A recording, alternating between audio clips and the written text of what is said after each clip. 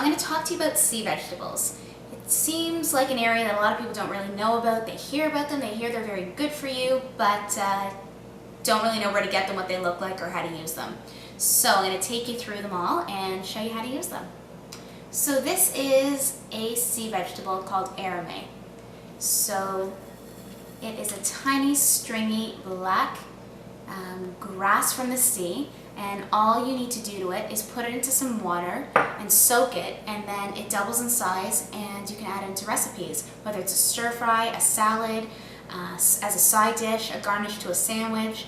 And what you're getting with all these sea vegetables is trace minerals, from magnesium to iron to iodine to chlorophyll, and it's just going to build your body from the inside. Naturally occurring salt and sodium, so you don't need to add any extra salt to your recipe if you're using sea vegetables as a condiment.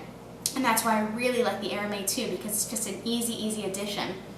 So similarly, what's an easy way to get your sea vegetables in is through this little granulated container that looks like a salt shaker, and what's coming out of it is kelp.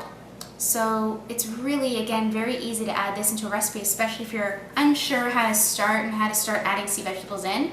You just start shaking it into recipes and you don't really know it's there, but you're going to get a lot of nutrition out of it. Another really easy sea vegetable to incorporate is something called dulse, or dulce. It is a purple ribbon-like sea vegetable that you can eat right out of the package. You don't need to do anything to it. It doesn't need any soaking, it doesn't need any drying out. It's ready to go. However, if you wanted to, you could soak it or add it into a soup or add it into a stir fry, or you can put it into the oven or a dehydrator to dry them out and make dulse chips.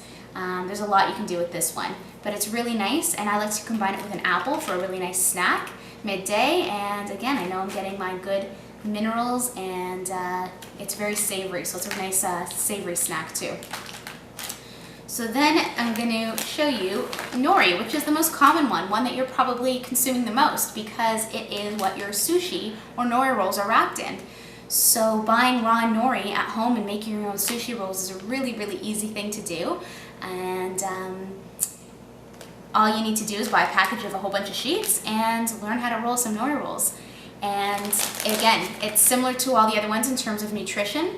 It just usually comes as a sheet, but you can also, instead of rolling it into a nori roll, you can also crumble it on top of a salad or into a soup or into a stir fry. And I'm just going to pull one out so you can see what it looks like.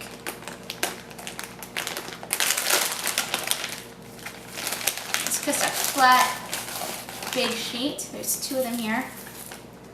So very easy to use. And they store very well. All the sea vegetables actually store very well because they're self-preserving, and they can rarely actually go moldy because it's just the nature of sea vegetables. They have everything in their system too. Because of all the salt, it's like a natural protectant, and they keep preserved or well kept very long.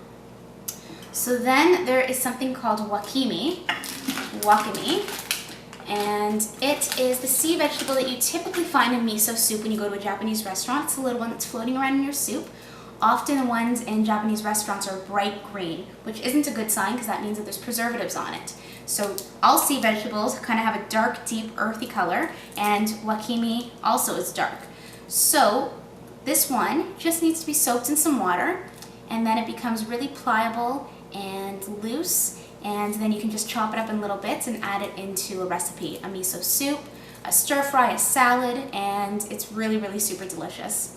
So there's wakame, and last but not least is kombu, which looks similar to wakame, but it's a lot more crispy than wakame, which is a little bit more soft. And this is the one that I use when I am cooking beans, or when I'm cooking a grain. I add it to the cooking water, and what it does, it's going to help my beans cook a little bit quicker. It's going to make my beans a little bit less gas forming, so it's good for digestion.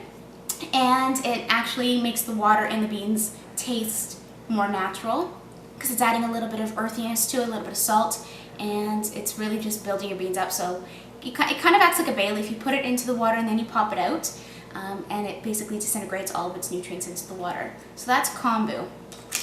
So there's a little bit of an introduction to some sea vegetables to keep on hand.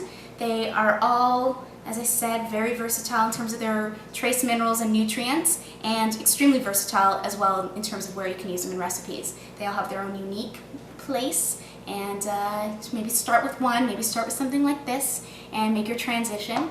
But because our bodies are so deficient usually in a lot of minerals, this is one of the easiest way through your diet to incorporate more minerals and more nutrition.